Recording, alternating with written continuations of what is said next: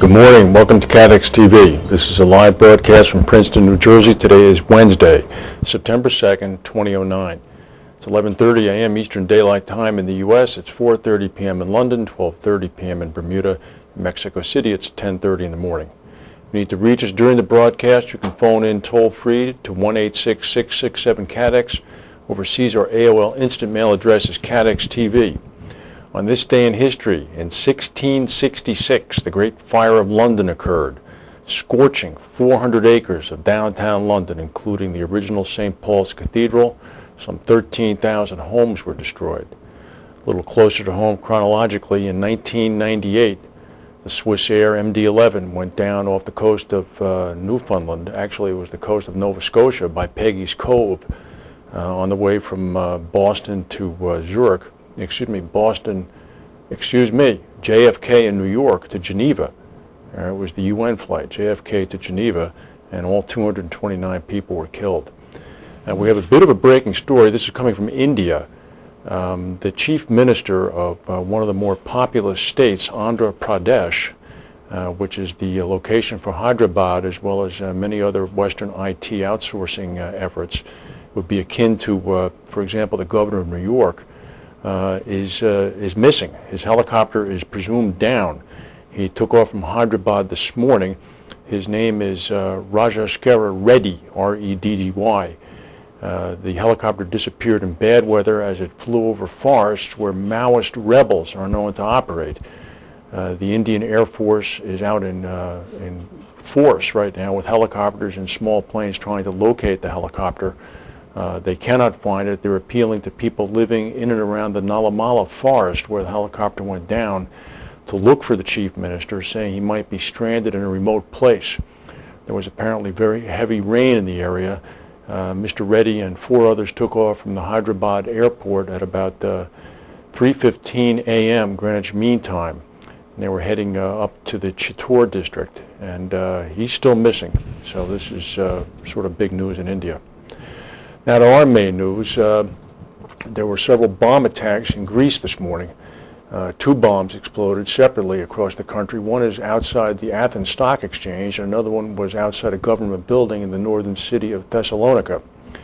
The attack in Athens exploded outside the stock exchange, causing serious damage to the building and nearby cars. It left one woman with a minor injury.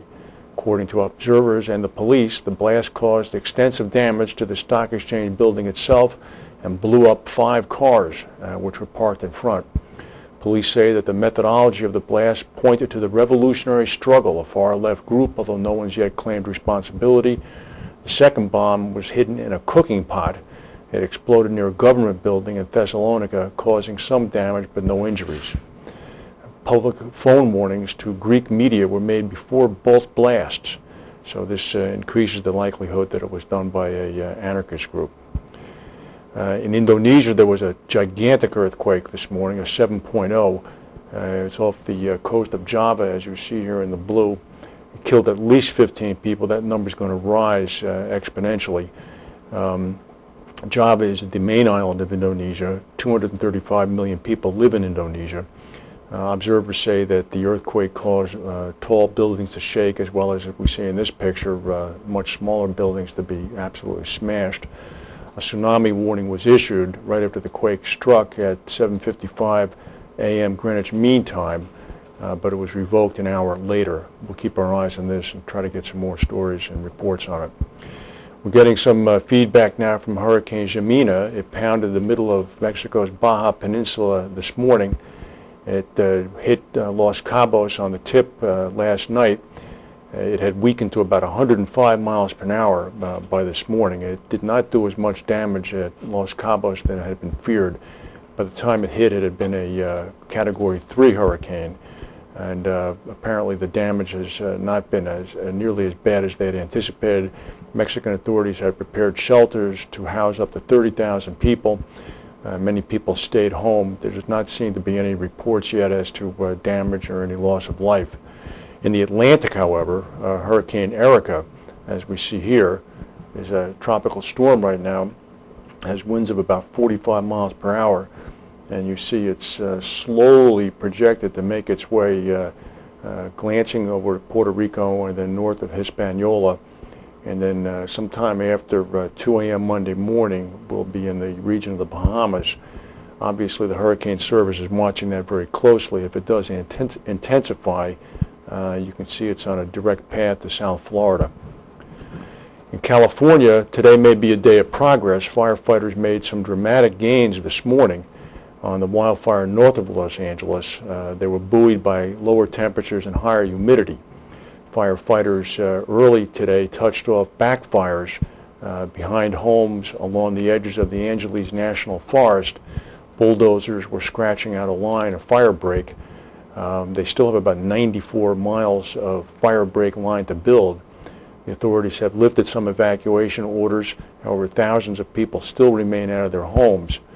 The Forest Service was not willing to say that the corner had turned.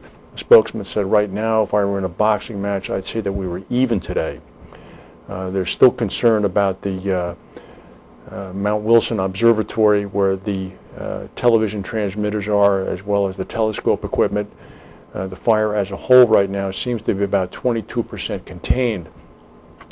By Mount Wilson yesterday, firefighters retrofitted a World War II era seaplane into a air tanker, which made repeated huge water drops on flames inching toward the mountain peak from the north and the west.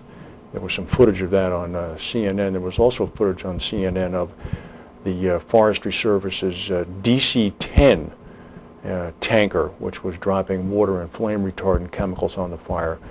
And this plane, which of course is a 3-engine jumbo jet, was flying at about 300 feet off the ground. It was very dramatic to watch. The stock market is bouncing around. It's up about 12.5 points now after a bad day yesterday.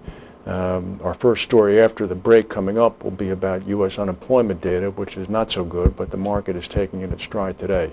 A word from our sponsors.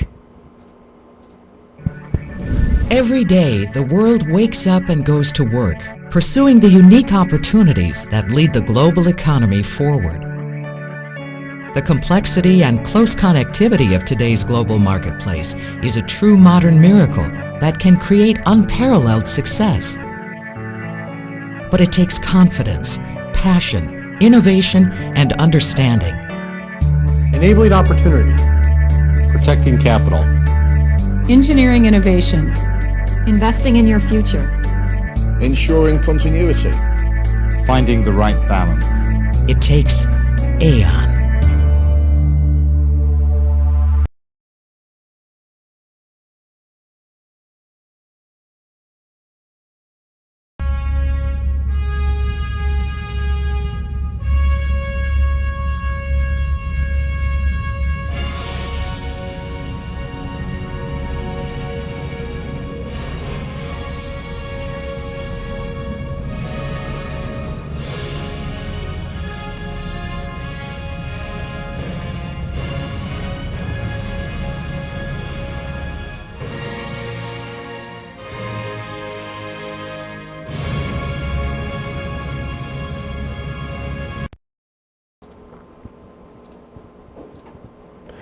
This Friday at 8:30 a.m., the U.S. government comes out with the official jobless statistics for the month of August.